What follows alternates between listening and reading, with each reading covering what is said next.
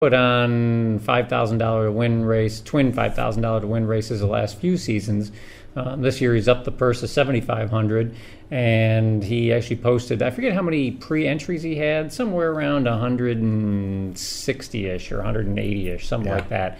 And he had said initially in the promotion that they had to get 200 entries combined to pay $7,500, but he came out earlier this week and said he was guaranteeing the entire purse with what they had currently, even if they get no more entries at the gate. So I'm sure they're going to have stragglers still at the gate. I mean, that want to show up. I mean, I know I was thinking about doing it potentially, and then kind of at the last minute got my senses about me and decided not to. But I think it'll be a good weekend and some good money paid out for sure. So what do we do with this? This didn't start. Do we edit it afterwards? Just start over? Take a quick pause, go to black, and start over? That's what I would do. Okay, we're going to do that. So let me shut all this stuff off. And we're going to timestamp it at 3 minutes. How come it didn't start? I don't know.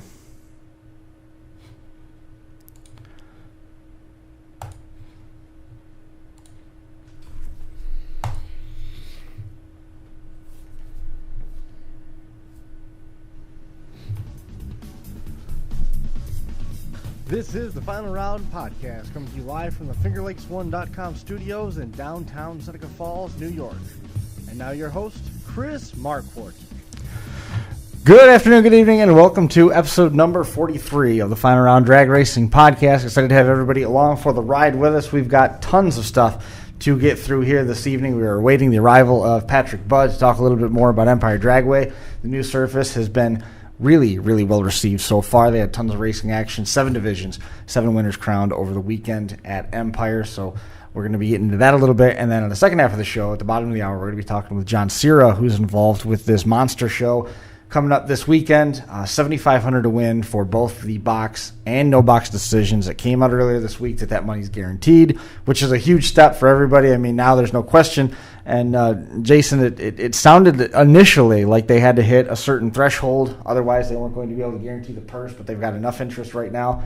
They're saying that money's locked in, no question. They're going to pay it out, right. And that anybody that had any questions about, well, are they going to hit the threshold or not, now it doesn't matter. So the stragglers are going to come in. They're going to have a full pit area, one way or the other, and there's a ton of money that's going to be paid out. Oh, yeah, absolutely. And I forget exactly how many entries they had. It was 160 or 180 or something like that they had for the combined 2 classes, and their goal or their requirement previously to pay out the total purses was going to be supposed to be 200 cars total, but they've John Cira, like I said, he came out earlier this week and said, with the pre-entries that we have, we're completely guaranteeing the purse regardless of whether we get any more stragglers. And but yeah, clearly now I'm sure that we're going to get some people come in and pay at the gate anyways. But now anybody that was sitting on the fence waiting to enter because they weren't sure about the payout, no reason to be on the fence anymore. Right. Go enter and get your butt out there. Time run start tomorrow. I want to say even they may be running first round of eliminations tomorrow, if I remember correctly. The schedule says the box, no box, 1,000 to win both classes tomorrow. Oh, 1,000 to win both classes tomorrow. And then the inaugural box, no box, 7,500 to win for both classes are Saturday and Sunday. Now, just to be clear on that, they're not paying 7,500 both classes both days.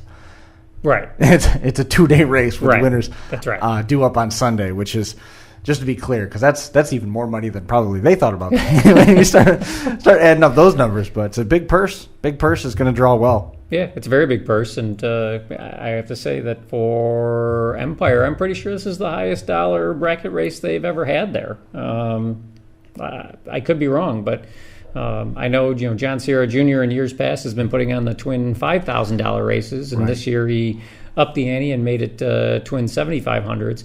And I will say that this is one race of a few.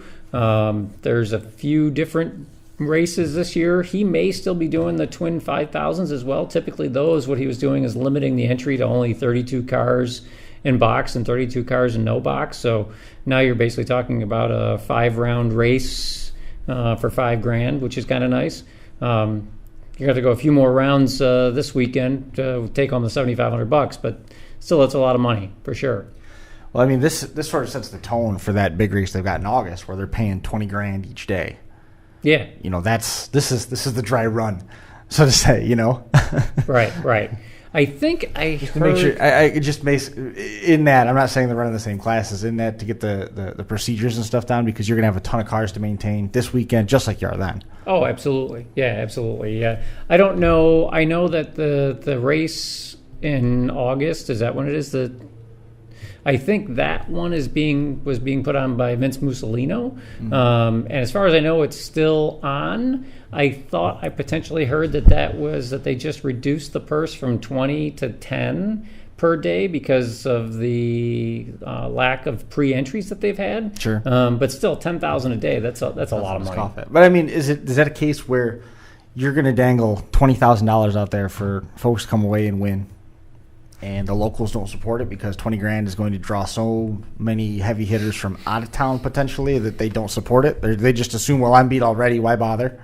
Nah, I mean, you'll still get people out there. I mean, there's the guys out there that are willing to get into a race like this. They're certainly very confident in their abilities. Guys coming into your home track, you're going to have some advantages from that standpoint, knowing the track versus somebody that doesn't race there on a regular basis. So anybody that again has the confidence in their ability to go out and race and compete, they're not going to care. They'll bring them on, basically. What's the entry fee? For that race? No, for this weekend. For this weekend, I honestly don't know. I don't believe it was that much money for both days. I can't find it quick. I can't. I bet you if we had John Cira on the line, I bet you he would be able to tell us. We'll get into more. I mean, we're getting wrapped into this conversation now as a way for Patrick to get here. This weekend, there's a ton of racing over at Empire. It's one of the things that we can talk a little bit about. Sean Fuller coming up with the runner-up spot in the Junior Dragsters, the runner-up in the B-class Junior Dragsters, Logan Veits. The winner in the B-class is Daniel Fuller.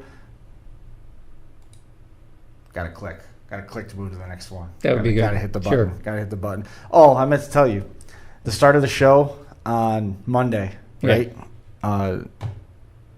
Everything was all lined up. We were set to go. I had all the sliders up. We had the guest on the line. Everything was set to go. Started the show, unmuted all of them, and pulled all the sliders down. It's just habit of pulling them up, and I pulled them up early so we were ready. Went there and I muted all the microphones. I unmuted everything and then took all the volume out. And how long was that for? For the entire show? 12 seconds. Oh, I mean, wow. It wasn't anything major. I looked over to the recording, the MP3. It's so like everything's just flatlined? Just flatlined. Yeah. Like, this is categorically bad. I looked over at all the sliders at the bottom. Junior A dragster winner Paige Montgomery. We've heard her name quite a bit over there at Empire. Yep. She does all right. The Gas Racing Series was there as well. The GRS Series running the Nostalgia Gas winner Nick DeFeo and the runner-up Frank Zemanek in that class. Frank's involved with the Thunder Series, right? We had him on the show. He's involved with the Gassers. Oh, with the Gassers. Yeah, And we've had, I remember having him on the show back when we were at the other studio. And then GRS Modified Gas winner Mike Meeks. Second place was Reed Ricketson. By the way, Reed Ricketson has the best-looking car in the photo gallery from Ron Rigby. Just saying. It's a nice Plymouth. I'm biased. Not going to say that I'm not. The 470 Thunder runner-up Mark Levin. Andy Gregoire winning the 470 Thunder main class. The street class winner Jim Zaganchik in the look like it's a 67 C10 long bed pickup. That's possible. Sharp looking truck. Pro winner, if you can believe it, hold your breath, Pete Dagnolo winning the pro class over there, and super pro winner Pete Kerpier. Super pro runner up Sam Levetro. Levetro's got a nice looking car too. Levetro runner up in super pro, huh? Yeah. Mm-hmm. Out there, typically Sam is a TNT 1090 competitor, but must have been out there or just decided to have some fun, or he's got a white ride. What is that? He's got Sam? Yeah. His car? Yeah. It's a Chevy too. Is it? Well, if you're into that kind of thing. It's a pretty car. I like the white. Shows up nice in the pictures. He was, I think it was it last year? Sam has, he's got a very, very nice, I want to say it's a 57. He's going to probably beat me up if I don't get this right. I'm going to say it was a 57, but it potentially was a 56. just a street car that he took 10 years essentially to restore, and Sam is really, really meticulous with his stuff, and his race car is no different. And he went out there last year, I think, and somebody backed into him. He was just beside himself, sick over it. Backed into his Chevy, into the race car, yeah, and that's, knowing Sam and how meticulous he is and how nice his stuff is. Like I said, he was just absolutely beside himself when that happened, and it was an accident. But I know how he is, and it's like, if there's all the guys out there at the track, not that anybody wants their car backed into, but Sam was one of the worst ones you could have picked to back into their car. Some guys would have been like, all right, well, yeah, it's a little scratch, no big deal. But not Sam. He spends a lot of time making his stuff look nice. And another race car backed into it, or a road car? Yeah, it was another race car. Yeah, if I remember correctly, I think it was coming off the trailer. Oh, okay. I thought you were going to start throwing around names. No, I wouldn't do that. But I think the guy was getting the car off the trailer and backed into him. And yeah, it happens. I had it happen to me, but yeah, you just hope that it's not going to happen, or you could potentially prevent it. But it's loud there. You can't scream and tell somebody, "Hey, stop." So, well, you can. They're not going to hear you. Right? They're not going to hear you. Exactly. It's still going to happen. Just burning oxygen at that point. Right.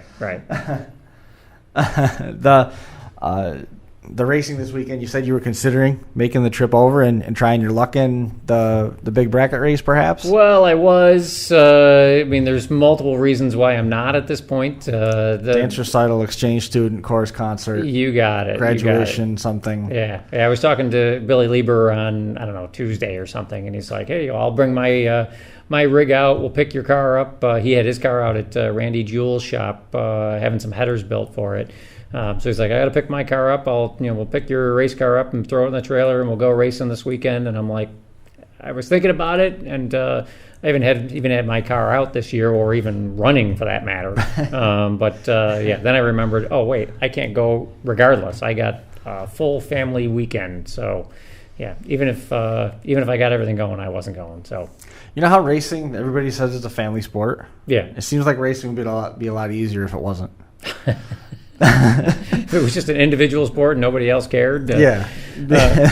Well, it's nice. A lot of families obviously plan their whole summers around racing, and that's all they do. And I won't say that my family doesn't like to go out to the races. My wife, she has her moments when she'll come out, but unfortunately, we just got a whole bunch of stuff going on, and everybody, that's one of the reasons why with the Western Super Rod Association, I always give drops for points, because everybody has family stuff, weddings, funerals, picnics, whatever it might be that you have to go to. And you can't, it's not really fair to ask somebody to put their whole life on hold and make every single race that you're going to have. Right. It does help to have those drops. Makes it a little bit more enticing. Absolutely. You can budget in those. Stuff like graduation parties, right? And the camping trips absolutely. And things like that. Because without it, you're just on a straight line path to divorce. Right. That's right. Yeah. And I was actually thinking about with us potentially adding a second drop this year. We've generally only had one drop, but we only run a very limited schedule compared to, let's call it, your normal bracket program out at Empire that races every single week. And it's like, if you're only going to race 6 races, you don't want to give somebody 3 drops.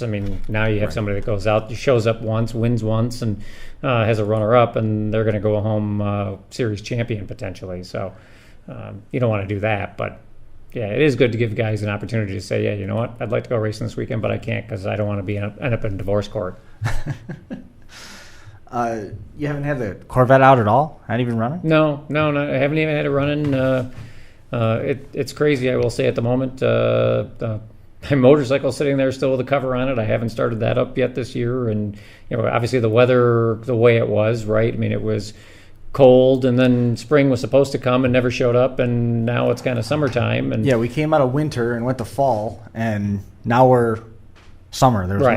there was no real transition. There really was no transition there. So yeah, the motorcycle's sitting there with a cover on it, and the race car. Me and Phil have been working on his car, and we've gone out testing a couple of times, and at this point we haven't had. This is the Camaro. This is the Camaro, right? We haven't had real good luck with Phil's car this year, so we've. What's wrong with it? Well, I mean, we've had chassis issues, I guess that we'll call it, that we've chased for the last. This is that pull issue.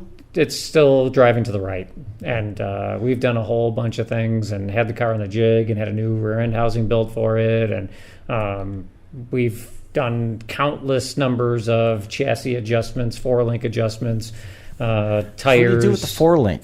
If let's say something's pulling right and you're trying to get that pull out of it, what are you doing to the 4-link then? So you can do multiple things. You can actually shift the rear end housing, so you could put rear steer in it if you wanted to do that. So you're cocking it one side forward, one side back, right? Yeah, and that's something that cars with high horsepower do. Yeah. Top Sportsman, Pro Modified cars, they Sprint do that. cars. Sprint cars do that. I could believe that. Actually, yeah, those guys that go in a circle, I could believe that they would definitely want to do that. Typically with a drag car, unless you're running tons of horsepower, you don't need to do that. Yeah, it's strange.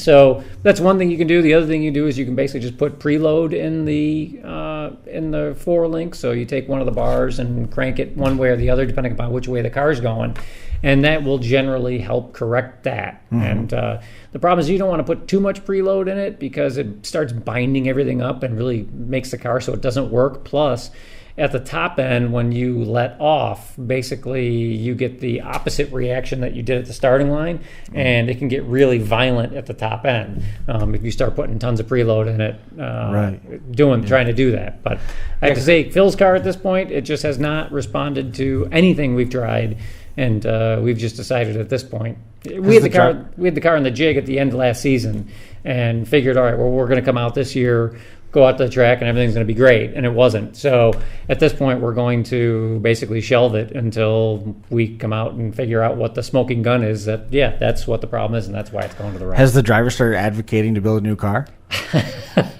I've been advocating for a new car for, I think the 5 or 6 years that Phil and I have been racing together. And I keep telling him, why don't we just go down to Jerry Haas or Jerry Bickle and order a new Top Sportsman car, and then we'll go out and go to Steve Schmidt or one of those guys and have a 800 cubic inch motor built, and we'll put that in there and go Top Sportsman racing. But I think this is a great plan.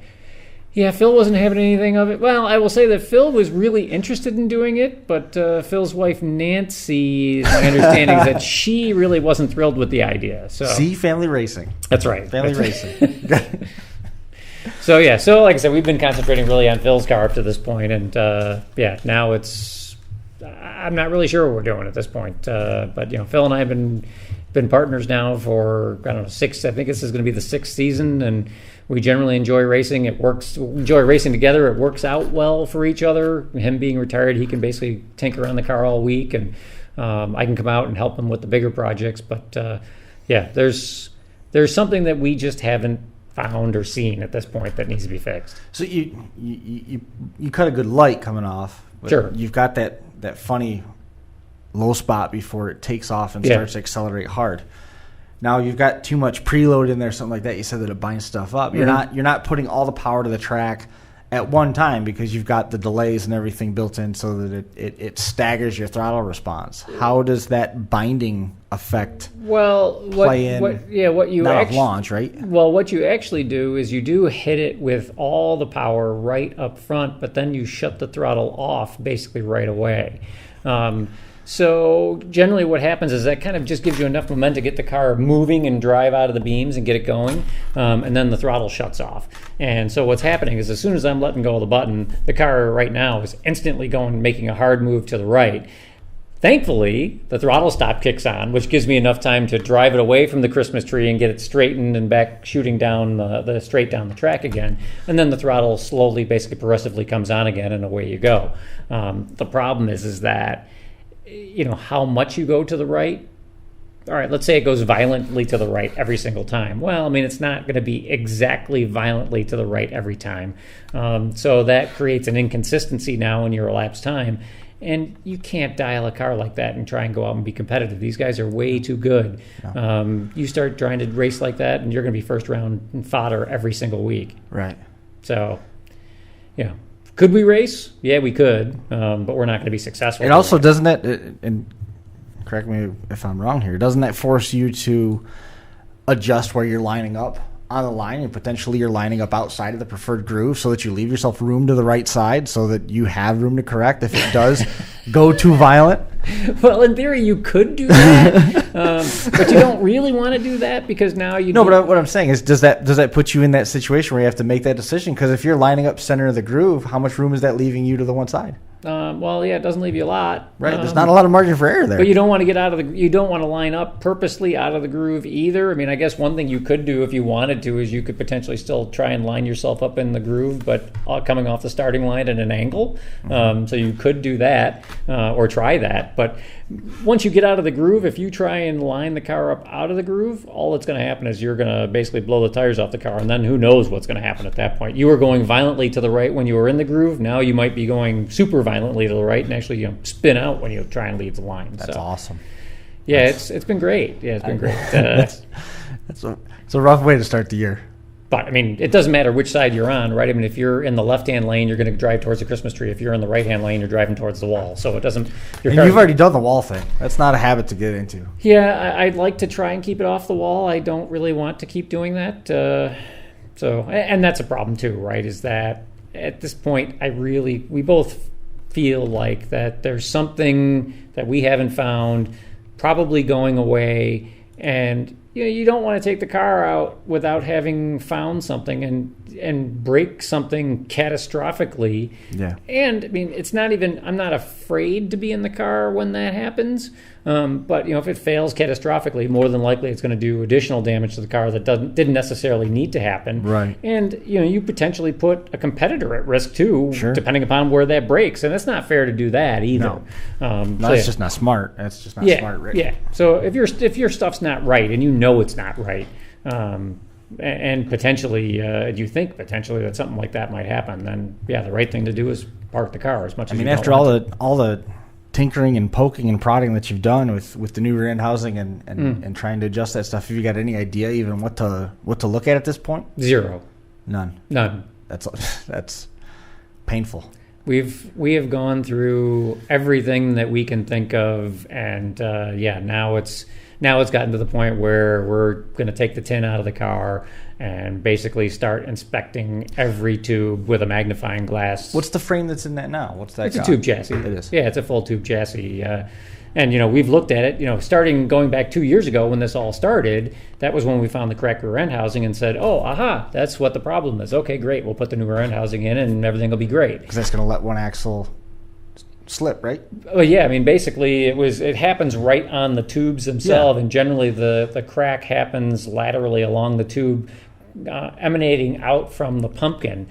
So you basically get one tube that flexes and it steers the car. And sure enough, that's what we found. And it's like, okay, well, that's what our problem is. And we put the new rear end housing in at the end of the 2016 season, and then came out 2017, and the car was better, but it was still going to the right a little bit. And then we spent basically all of 2017 trying to tune this thing and make it go straight. And no matter what we did, it was still going to the right. So, at the end of 2017, that's when we said, okay, you know what? Me and you, Phil, we're not gonna solve this. We need the help of a professional. Let's put this car in the jig and have them go through it. So we took it to John Cirilli's shop, and he straightened it out and did a whole bunch of things. And we figured, okay, now we're gonna be good for sure. Was it twisted? I mean, John made some tweaks to it. Yeah. But I have to say that we've made so many changes to it. I mean, who knows? I can't even tell you where it was at that point right. in time, right? So he took the car off the jig, or we took the car off the jig then in the spring and took it out and said, all right, well, hopefully it'll go straight. And it didn't. And so now we've had it out there twice. And we made this last week, we put rear steer in the car, put a lot of preload in it, and it still went to the right. And there's just no reason for it to be doing this. I mean, we're making really aggressive changes to the car at this point. And how bad was it at the top end? Top end was fine. Yeah, I mean, well, I guess I'll say it was fine on the 2 full passes that I made where it went to the right a little bit. It was okay. But then the 3rd and 4th passes, I mean, they were aborted runs. I didn't even make it to 60 feet. So just coasted. Yeah, just coasted through. So who knows? And what's been very frustrating is that the car doesn't even repeat. So on the second pass that we had, the car went slightly to the left. So we took a little bit of preload out, thinking, all right, now at this point it'll go nice and straight, and it went violent to the right. So then we put a little bit of preload back into it where we were previously on that pass that it went to the left, and it went violently to the right. So it's like, how is that even possible? It doesn't make any sense at all. No. And that's kind of what's been going on. And Phil and I have gotten to the point. The one thing that was nice, after all is said and done, here we are with a race car that we don't know what to do with. We've tried everything we can think of. Is that he didn't tell you to go home? No, it didn't. Didn't. But at this point in time, the nice thing is that we've walked away and said, well, you know what? We're not as stupid as we thought we were, because now we've got the help of professionals, and professionals haven't been able to figure out what's going on either. So, yes. So yeah, now we haven't we still have professionals involved, and we're going to see what happens here. I don't know, but it's a real mystery for sure. Very frustrating. Run it by your uncle or any of his buddies? I've run it by my uncle. I've run it by. We've had John Cira, we've had Mike Gunther. I was talking earlier today with Dan Germano. And I know Phil has talked to countless people. Right. Billy Lieber, I probably consult Billy Lieber on a weekly basis, basically venting my frustration and saying, I don't know what to do. What do they say? Those guys that have been around racing forever, they had to have had gremlin cars that had something funky happening that they just couldn't get out. What are they saying? Oh, sure. You get all sorts of different opinions, and that's the tough thing. Is you go out and you say, all right, well, who am I going to listen to, and what should we do? And all right, yeah, this sounds like a good idea, so I'll try this and see if this works. We've taken all the preload out, made the car completely neutral. We've swapped shocks side to side. We swapped tires, new tires, again, new rear end housing. Looked at front suspension. Lots and lots of suggestions. Unfortunately, nothing at this point has worked. It's got to make your engineering mind go crazy. Yes, it's been very, very frustrating to say the least. How tough is it to not start throwing crazy stuff at it? One of the biggest things in all walks of motorsport is if you're going to adjust something, adjust one thing slightly. Right. Little by little. Right. Don't do two or three things at a time. Yeah. And the way you're describing the violent reactions and the fact that the violent reactions aren't even consistent, it's got to be just playing havoc. Yeah, I thought honestly that the adjustment that we made this past weekend was far too aggressive for what we were trying to do, but then it went out and still went to the right, and it's like I don't have, you could say, all right, I'm going to go out and put 5 turns of preload in it, and we'll go that way, but I don't think it would have any difference. So 5 turns, it's a lot. Typically preload wise in a 4-link, you want to put what. You'll say one flat. So there's lock nuts on the end of the top bar, and you want to basically put in preload by the flat. All right, let's try one flat of preload and see what it does. All right, I'll put one more flat. We're at this point, we have not only do we have rear steer, but we had 3/4 of a turn of preload in that top bar as well, and it still was going violently to the right. But yeah, it makes you want to basically take that top bar and just be like, I want to put 5 turns in it and see what it does, because I don't know what else to do. Yeah, miserable. So now the metal's coming out. That's rough. The metal's coming out this weekend. Yes, it is. To compete for the box, no box, 7,500 to win, 3-day weekend basically at Empire. 1,000 to win tomorrow for both classes, and then the 2-day show kicks off. John Cira is working on that one. John's joining us on the hotline. John, how are you? Good, buddy. How are you? How you doing, Jason? Hey, good, John. Yourself? Oh, pretty good. Just wrapping up a good old, 13-hour day of work. And the weekend. And now you get to go to your second job, which is a promoter for the weekend. That's the plan. I got a little bit of anxiety about the whole deal, but mostly excitement, I guess. I guess we'll go with 90% excited, 10% anxiety. But, so what's the anxiety over? What's the anxiety over? What's the anxiety stem from? I mean, I can pick probably 13 different things that would cause me agita just thinking about it. But what's the anxiety stemming from where you're at? One was the weather. That was my main anxiety early. But getting close, it looks perfect. So I'm halfway there with that. As far as the rest of the anxiety goes, just making sure it's a good experience for everybody involved. There's got to be. I mean, I have 100 and I think the final tally without my number right now is 171 that are paid in full before anybody even comes to the gate. So, right. I mean, making sure 171 guys putting up a lot of money and traveling from far distances have a good experience as possible, and making sure that just things go smoothly. I mean, I'm pretty confident that, I know I've been to plenty of places. I know what's going on and what has to happen. Just want to make sure, everyone's enjoying themselves and that things are ran in a timely manner, and then that's all stuff that I know will be okay. It's just, I just want to see it all unfold and have it all unfold, everyone having a good time and giving away a lot of money and some big checks for not a lot of risk, I mean, $250 for a couple of chances at $7,500 is a really good deal. Yeah, that's. And I'm glad that 171 people have put up that or more to come give it a shot. I know a bunch of people are coming to the gate for single entries on Saturday and Sunday, or vice versa. And I'm looking forward to seeing how it all unfolds. I'm looking forward to. I got like 60-ish people signed up that have never even seen Empire Dragway the old way, let alone with all the upgrades. Sure. Guys coming from Florida. There's a few guys coming from 5 hours north of Toronto. I got Albany guys, Wow. Pennsylvania. I mean, it's going to be exciting. I'm excited to watch it all go and excited to see it happen. Tons of questions jumping off the page. First, after you went out and guaranteed the purse and said that there's no more risk involved, if you pay your money to race, you're guaranteed that this is the amount of money that you're competing for. Did you see any uptick in the number of people asking questions, expressing interest, saying that I'm not paying ahead of time, but I'm going to see you the day of the race? Absolutely, and that's good. There's if you relative in the bracket scene. I mean, Empire on the bigger scale is like so. People are hesitant to travel for big money like that if they don't know that it's guaranteed, or if the Right. track's unproven, or if there's if they're not going to get the cars, what's going to happen if it's going to be prorated? Nothing's ever great as good as it can be in year one of something. So I got with Jerry, and Jerry's very flexible. Jerry understands how thing is. I said, dude, listen, we're going to be short of the target number that I really wanted to pay out good. I say, let's pay out good regardless.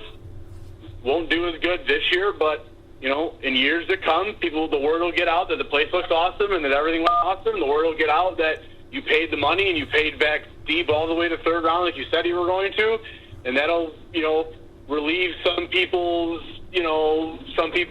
inklings to not come because they're unsure of the unknown. Whereas now Sure. It's known that it went well, and they know that, they paid the money and they've seen how awesome the place is and how well it can run and how much time and effort that Jerry, as a track owner, is willing to do for upgrades and willing to do for the guys there at 7 o'clock, 8 o'clock in the morning every day, and he's there till 7 o'clock, 8 o'clock. He works sun up to sundown in that place, making it better for us. And, there's no other guys around this area, outside of the Norwalks and the other places that are putting money into a facility like he is. And, Right. And the Spring Fling and all these other places had 180 cars to start, and now they have 400. He didn't do so Right. good year one, but then people see how good it goes, and it expands from there. Maybe year one doesn't do as good as it could, but by year 3, 4, 5, you got a cool race that everybody looks forward to. You're saying year one. You keep saying year one and alluding to not proven and things along those lines, but you yourself have done the $5,000 race a couple times now. So first, does this supplant the $5,000 races that you've done in years past, and did the $7,500 payday for both classes jump the level of attention that much just by adding $2,500 on the table? Did it jump the exposure that much? I think some people do. I mean, I've done the high rollers for a few years now, and people are pretty responsive to those. And I mean, the $5,000 and $10,000, the $10,000 high roller and the $5,000 high roller are limited fields. I mean, that's something where in our area, I feel like we have a lot of badass races around here that we have enough to fill 32 cars without question. 32 guys in each that are willing to put up a little extra money because they know how much time and money they have invested, and they would like some return on that investment. Right. Whereas now you're opening things up to, you're opening it up to 7,500 times 10. You're making it a travel weekend, and that's something that's kind of unproven in our area, and kind of unproven for Empire, where you just don't know what kind of reaction you're going to get. I mean, we're close to Canada. We're close to a lot of places that have a great following of races. It's just making something attractive that makes them want to take a shot and come hang out for a weekend. Right. The 32 car races, I feel like I've done a decent job with it, but I mean, I feel like those aren't really where the test is. I feel like those are rather easy to fill because there's a bunch of people in here that 32 cars, we're going to play. But now you're looking at guaranteeing this kind of money for, over a course of a few days with, everything like that. And you're just, that's a whole area that's unproven. This isn't the South. Right. This isn't the Midwest where that stuff's huge. I mean, this stuff is all relatively new around here. And, a guy like Jerry, who, has done a lot of improvements, and he's like, I want you to do something. I want people to come and see what the improvements are and what I've been doing. So I need, put something together. And I thought that this was, attractive to not only guys within 4, 5, 6 hours, but you have to do something like this that you're not pricing out a guy that can't afford to go out of big money out of town racing. You know what I mean? I don't have $1,000 to go out of town racing every weekend. You can't price out the guys that race once a week. You got to keep it affordable so that they can afford to get the whole experience. I mean, to put up the money and race for 3 days with buybacks, got to keep buybacks. I mean, there's $7,500 races where buybacks are over $100. I mean, this is 60. They try to keep it as simple, not as simple, but I try to keep it as economical as possible for the kind of money, but still make it worthwhile for people near and far to come and take a shot. Well, that's one of the things that Jason and I were talking about at the beginning of the show is how you've got basically a wait list for your high roller races, taking 32 cars, and if you have a wait list for that, but then on the flip side, you put those guys on the outside looking in, and they just throw up their hands and say, I'm not paying that kind of money to do it, or they don't feel like they've got a shot, or for whatever reason, the psyche gets into it too much, and they don't come and support it.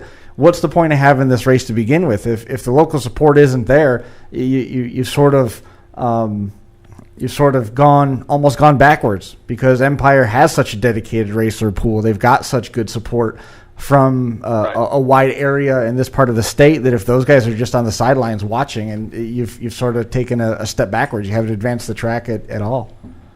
Absolutely, and when you think about not pricing out the everyday local guy and everything, it's just kind of lost my train of thought there, but Well, I mean, I have a question, John. I mean, you said you're at 170 pre-entries. I mean, 170 people paid in hand right now, which is, like I said, for a year one unproven event. I think that's pretty cool. I mean, I think it's also, I had the dream of 200, and I thought when I got to 150, I was like, you know what?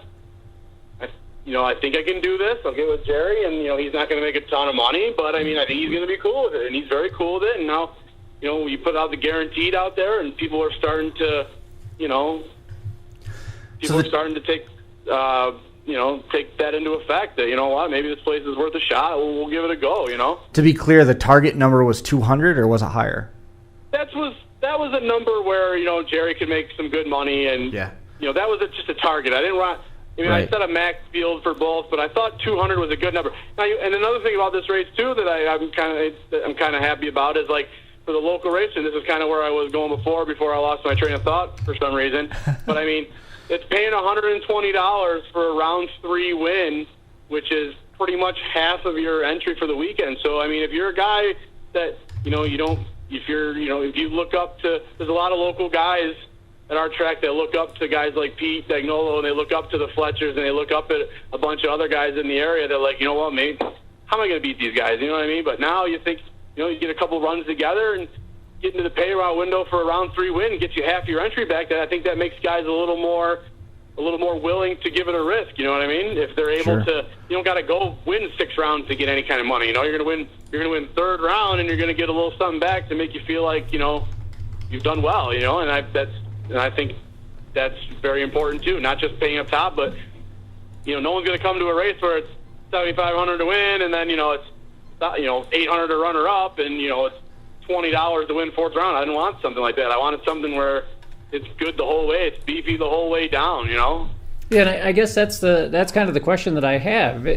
John, is that do you really not think that you're going to get 30 guys to show up at the gate on you're going to get 50 Saturday, right? and not pony up the money to enter these races? I mean, to me, it sounds. I think you're easily going to get that number of cars. I think Sunday being Father's Day kind of hurt the whole weekend thing a little bit, but I didn't think it'd be that big of a deal because a lot of guys that race, they're all dads, and this is their weekend. But yeah, it's my day, right? Right. Some people that make commitments with family. So I know of a bunch of people. My original weekend was for the Street Outlaw weekend, the weekend of June 30th, but they were going to come that weekend, and now, in hindsight, they canceled because of shooting issues, and I'm kicking myself a little bit where I wish I could have had that weekend. But, I know a bunch of guys, I could probably think of 10 just off the top of my head that, are going to come for Saturday alone, or I know some that we're waiting to see what the weather did. A lot of guys don't want to risk that kind of money and then travel and then have it rain. So I think the weather forecast looking, 98% awesome. I think there's some AM showers on Sunday morning going to be done by like 9 or, that's nothing. I'm fine with that. Now that the weather looks awesome, I think that'll make some people, over $50 to wait and pay. That's worth waiting out the weather to some guys. So, I think I'll get anywhere from 15 to 30 at least single entries at some point throughout the weekend, maybe a few guys that felt like they had a good look at it Saturday and then they want to give it a shot as a last chance finale on Sunday. They'll buy an entry for Sunday. I think you'll get some of those too. I think this is going to be a good experience for everybody, Jerry, myself, and our racers and guys who have never seen the place before, Right. I can see guys having a little bit of luck and getting a little bit of confidence, wanting to that had no plans of sticking around to race Sunday. I could Absolutely. see. Well, you could see that, and you could also see guys that want to try their luck and double enter. Right. There's lots of different scenarios where you can, maximize your opportunity.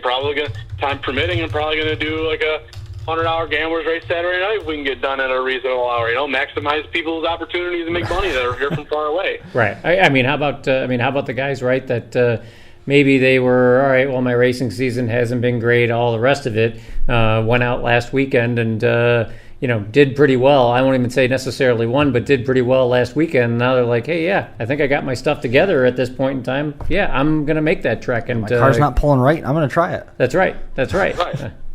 Yeah, exactly. Or a guy that his day ended early by doing something dumb like a mistake at the stripe, or rolled a little out of the box into the foul red. He'll want to double up on Sunday. You never know. We'll see how it goes. I think I'm going to get a bunch of guys at the gate, and I'm kind of looking forward to see what the end number is. To try to improve on that number for next year. Everything.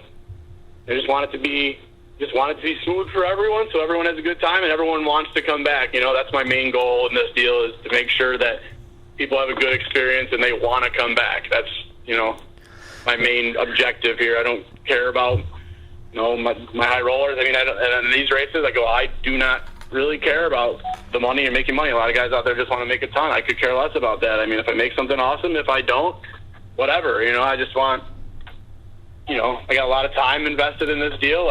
Sure. I have hours and hours and hours, hours and hours of being on the phone and making checks and, having checks made and making arrangements with people to get money that don't have acceptance of PayPal, or don't want to write a check and then drive to them and get cash, and whatever they want to do to make them feel comfortable. That's what I'm doing. I went out of my way to try and make this thing as awesome as it can be, and I just hope that it turns out to be that awesome. Real quick, are you doing the high roller race this year, or have you skipped that? You are. When's that going to be?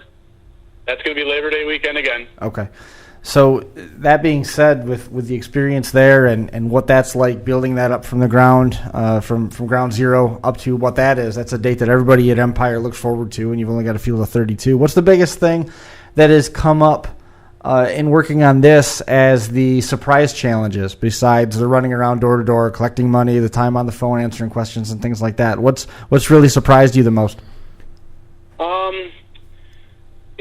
The stuff that's most challenging is trying to come up with in my opinion, is the format to appease everybody. There's a lot of guys that like to double, and I'm trying to maximize the raceability for guys. Like, how am I going to do it so that it ran smooth? Guys are going to double enter. I've told guys have had questions like, I'm going to double enter. There's 100 cars. Doubles are going to be first. Basically, just coming up with a plan for a run order so that everyone, knows what's going on and that everyone knows what they're doing, so that they know that when something gets called, they're going to be up after that. And I don't want guys to feel rushed. The weather's going to be good. I have zero problems spending Jerry's money in payroll and whatnot, and he knows that. I'm not going to rush someone. Within reason. If someone's doubled and there's 20 cars up and you're down the track first, that I will wait that 5-10 minutes for you at the end of the round. I'll call the next class and I will wait for you. That was a lot of questions on guys' minds. Like, if I double, a lot of guys are on alcohol and cars won't get hot, but guys just need that extra minute to, look at their numbers, make sure the number's right on the car, make sure they get their number changed, because you have to run a different number for your second entry. So I wanted to ease everyone's mind that, am I going to be rushed in this deal? There's only going to be 70 in one class and 100 in another. I don't want to put up the extra, money and then and feel rushed and make a mistake. I didn't want that. I wanted guys to feel like they knew what was going on. They had a grip on the situation, and they knew that I was not going to rush them, and that I was going to give them ample time to do their programs and make sure that they had all their ducks in a row before they're coming out there and doing something they wouldn't normally do, or making a mistake they didn't want to make because they were rushing around. I wanted to ease everyone's mind that, you're doubled at 18 cars left. Be the first one. You're going to be the first one down. I'll run the other pairs, and I will wait for you. Get fueled up, and that was a lot of guys' questions. I probably got 30 to 40 guys. Well, I'll call it, between both classes, I'll call it a solid 20 to 24 to 30. We'll call it 20 to 30 that are double, and they all were very hesitant at some time because they didn't want to be that rushed or whatever. And I will request a sense of urgency, but I will not run without you. That's what I wanted to get across. Yeah. And now, are you allowing double entries in let's say in one particular class as well? Yes. So if someone wants to double enter in box, they can double enter in box. Correct. That's something that happens at a lot of out-of-town races. Agreed. You get 2 sets of tech cards.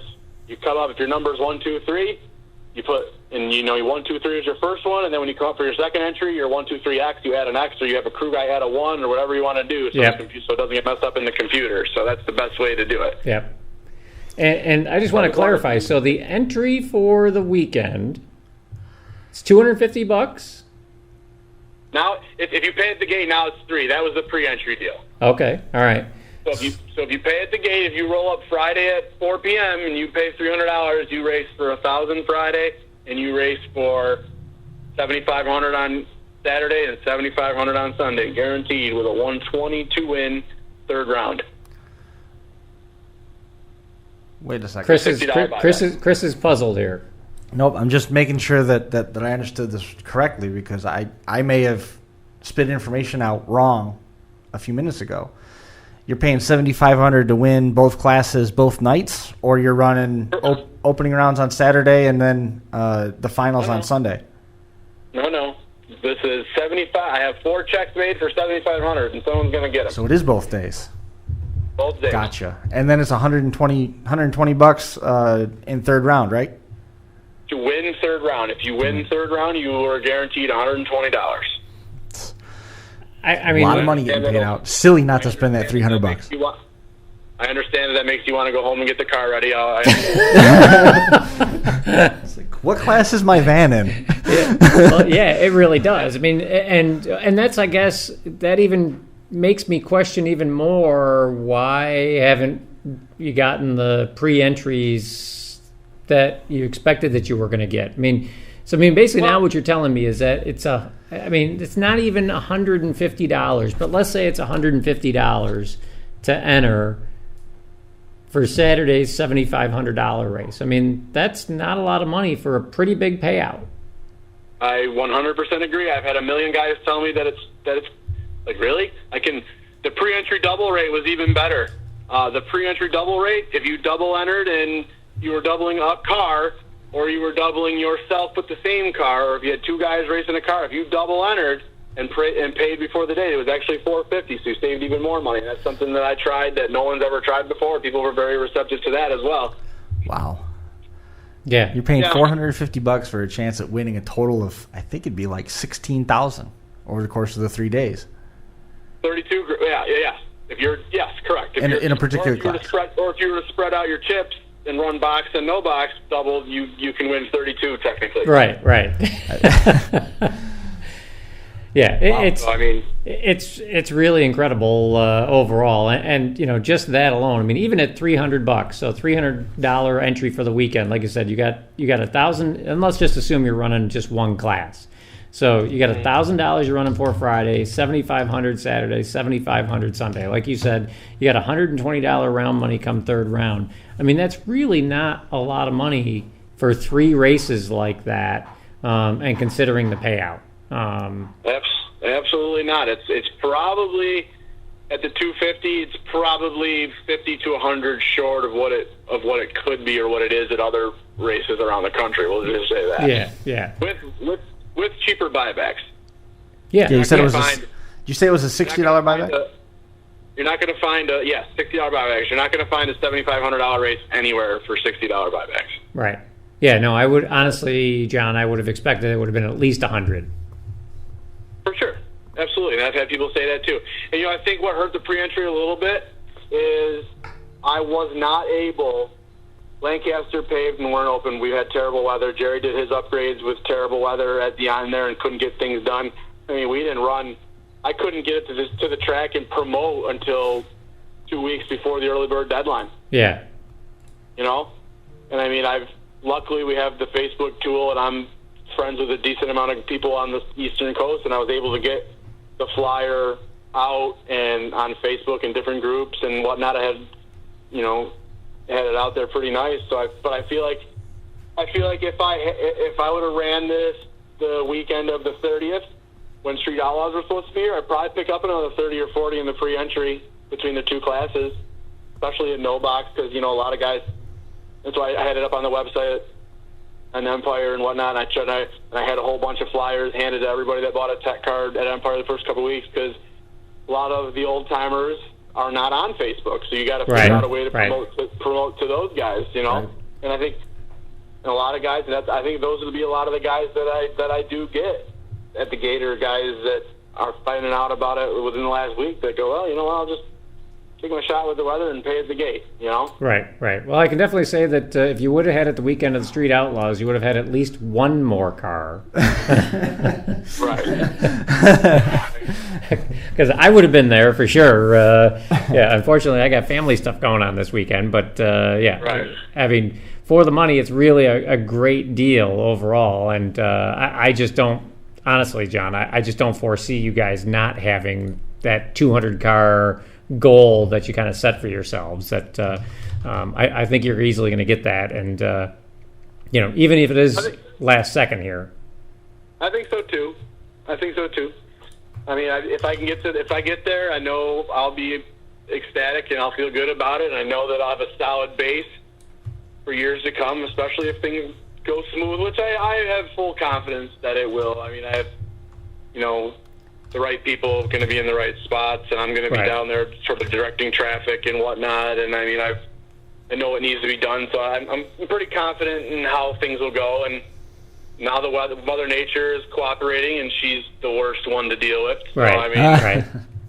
That was my major, like I said, anxiety about the deal, but now that that's kind of eased a little bit and we're getting close, now that it gets close, it's a little more set in stone, where if you can't look on Monday, I was staring at the weather app Sunday and Monday, ever since, the weather goes 9 days out when you can see ahead, Right. Every time it goes a day further, I'm looking at it, I'm like, I seen the lightning bolt, and I'm like, oh my God, am I doing? Or there's a rain emoji, and I'm like, oh my God. Then I'm thinking to myself, stop torturing yourself. You can't look until Tuesday, Wednesday anyway. Right. That's right. I mean, it's turned out to be exactly what I needed. So thank the blessings with that, and thanks for Jerry for letting me do this, and letting us, allowing this risk to happen. I mean, because a lot of guys would have been like, "You're not getting 200 cars, we ain't paying it," and that's not how he is. He's a racer. He understands. He's like, the exact words out of his mouth are like, I go, "We're gonna have this number. I'm gonna need some of this number and some of that number," and he goes, "Well, the check say 7,500, so that's what we're paying." And that was the first. There wasn't a rebuttal. There wasn't a quim or a query. There wasn't a, what if we do this? Well, what if we do this? It was the checks pay 7,500. That's what we're paying. Awesome. I mean, I went over this like 10, 12 times. I've been out to Jerry's house for dinner with him and his wife a bunch of times, and Clara's a really great cook, and I love going out there and having these conversations. And he's like, "We're paying 7,500. No ifs, ands, or buts about it." And I was like, as long as he knows that year one, little sacrifice now is going to be good later. And right. And to your point, obviously, I mean, we know that Jerry is a great track owner, and it's a great place to race. I mean, obviously, I'm sure there was some question. I mean, nobody knows, right? I mean, when you put a new surface down, you don't know what's going to happen to that surface. You hope that it's going to be great, but we've seen other tracks previously, do new surfaces, and it's turned into a catastrophe. And Empire did the right thing. They hired the right people to do it, people that were really experienced in this area.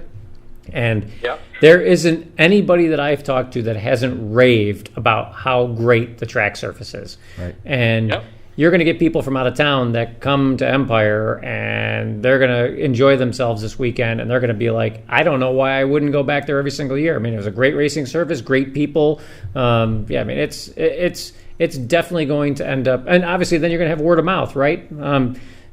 Jim Smith from Florida is going to tell his buddies, "Hey, I went up to Empire. You guys should come up there next year with me because it was a great time, and it's really a great facility." So, this, like I said, even if you have to sacrifice potentially a little bit for year one, there's no doubt that doing this in year 2 and 3 will pay dividends big time. Absolutely. I mean, I like to gamble. Jerry likes to gamble. He bought a racetrack in upstate New York. Of course, he likes to gamble. Right. So he's all about right. It's all about taking the risk, and he knows that the rewards down the road will be a little better if he, doesn't make as much as he could now. You know what I mean? He knows the thing it could have been 90% rain, and he could have made nothing all weekend. We could have had to refund everyone's money, and that's it. But he knows the deal. He's a racer. He's one of us. He understands that, guys want to travel and they want to race for the money. He does nothing half-assed. Look at the guy. The guy's snack bar is nicer than our houses, probably. Right. Yeah, everything's brand new. The guy was out there this morning at 8:30 on his hands and knees scrubbing the left lane with something. I don't know what he was doing. And I mean, it's the effort that goes in is it's something that he doesn't need to do. We'll just put it that way. That's right. He does it for us. He doesn't need to buy a track. He didn't need any of this. I mean, this is all because he wants to provide a good place for us because he's a racer. He could have just sold his business and said, the middle finger to everyone and says, I ain't buying that place. Right. Or did any upgrades. You know what I mean? Yeah. That's not his style. He cares about everybody. And he almost cares too much. He definitely tries to please everybody, and he knows in the back of his head, and he's learning more now that he can now.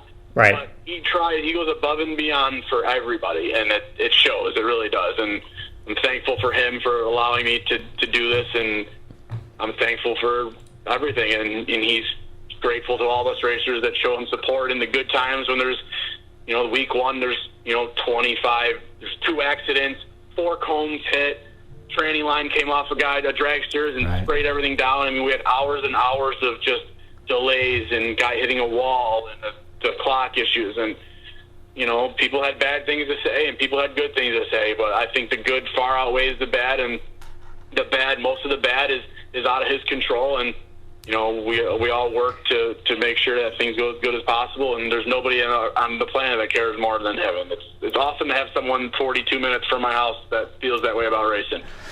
All of it's happening over the weekend. The box, no box, $7,500 to win. Preliminary night paying $1,000 each class. Saturday paying $7,500 each class, and Sunday paying $7,500 to win each class. $120 if you win third round. So you're looking at getting into some money there, which is pretty good. And you can get in for $300 on it. It qualifies you for all 3 days of racing. You can jump online, find out more, EmpireDragway.com.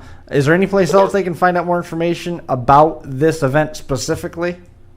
Another thing, just want to add, you can buy a single day entry for $150. I don't know if you said that or not. Okay, single day is $150. Okay, perfect. Yeah, no, and I guess John, can you the flyer posted on Empire's website, and we have the Empire Dragway Twin 7500's Facebook page with all the information on there.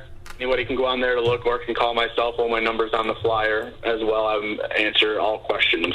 I guess, can you quickly summarize what the schedule is for the weekend?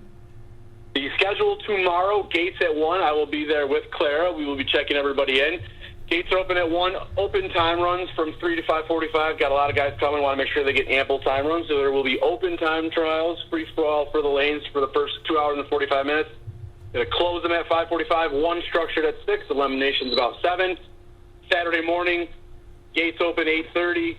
2 time runs at 9:30. Get into it right after that.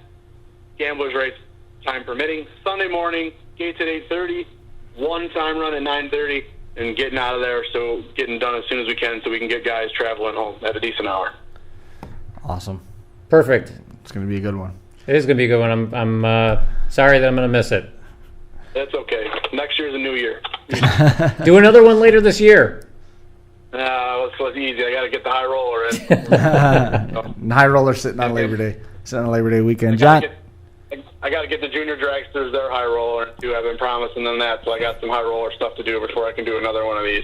All right, next year. I'll see you next year for sure. Thank you guys. Appreciate you having me, and hopefully it goes good, and then you guys have a great weekend. You too, You John. too, Good John. luck. Good luck. We'll talk to you soon. Thanks, guys. See ya. There goes John Cira. Junior. John Cira Jr., you're right. John Cira Jr. coming away with that huge racing weekend at Empire Dragway.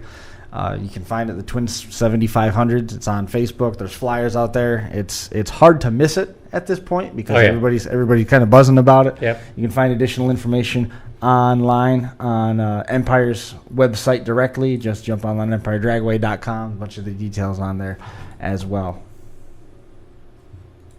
So we did, while we were talking with John, Pat Budd messaged me actually, and unfortunately he had a bit of a family emergency, which is why he wasn't able to join us at the top of the show. So we'll have to get Pat on a little bit later on, and hopefully he can give us some updates as far as what the track is. Maybe we could do a follow-up and get Pat to be on the show and give us some updates and talk about the results of the Twin 120 or the Twin 7500s when he comes on. As you type furiously, I'm chastising Patrick. No, he was feeling very guilty about it. So I know he messaged me and felt guilty about it too, and I was going to message him back and tell him, seriously, you can't be. There's no feeling guilty about that. No, not at all. I said no sweat at all. We're just wrapping up. Looks like everything I think for the most part went pretty smooth. Hopefully, tonight. I entertained people for 30 minutes. And you only have to do half of it, right? That's right. You keep telling me you got to get more involved. I felt like I was a part of the show. No, you got to get more involved. Yes, I keep hearing from you that I need to get more involved. That's right. And I thought I was more involed tonight. And you absolutely positively were. And I think it was a better show because of it. I agree. Wait, no. Well, what do you think? We cover all our bases tonight? I think we did pretty good. Get out to Empire this weekend. Huge show. Maybe $300 for a chance. And I mean, that's a pretty long shot to come away with a sweep of both classes. But you could win some good money for $300. Yeah, and, just like we had, Mia Tedesco on a couple of weeks ago, right? And I talked about how she was at the big dollar bracket race and won it all one day, and next day lost first round and lost in the buyback. And that's certainly very, very possible here as well. But I will say that it wouldn't be the first time that I've seen somebody go to a big dollar bracket race and win multiple races. Guys get on rolls and they take home a lot of money for the weekend. So it's certainly not out of the realm of possibility. It'd be interesting to see. I wish maybe next year we can live broadcast the race while it's going on. Well, there's in between me racing, that is, obviously. There's so much stuff that's coming down the line. We'll have to see what happens. The priority number one is getting the computer fixed. After we were in Whitney Point, the computer that we stream with failed drastically. Nice. And we're still working with tech support in terms of trying to figure out why the computer no longer recognized any of the input, to the point where I'm thinking of taking the graphic design computer and working that into becoming the support streamer, which is going to be a couple hours worth of work, but we need to have it ready for Saturday one way or the other when we go to Morris. So it's going to be – that's not anybody here's problem, but it's something that we've with everything else that's being put through the ringer between finals and the application process and soccer and everything that's going on. We had that to contend with too, but we'll get there. That is going to do it for number 43. EmpireDragway.com. Jump on there. You can find more information. Jump on Facebook, Double 7500. The details are there as well. John Cira Jr. on Facebook. He can steer you in the right direction as well. $300 to get into the gate. $150 for a single day pass. There's racing Friday, Saturday, and Sunday. You don't want to miss it. That is going to do it for us here at the North Park Building at Academy Square. Number 43 in the books. We'll see everybody again in 2 weeks.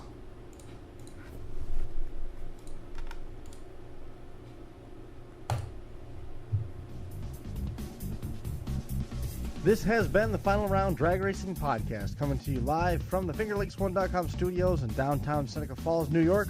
We'll see you right back here again in 2 weeks. Thanks for watching.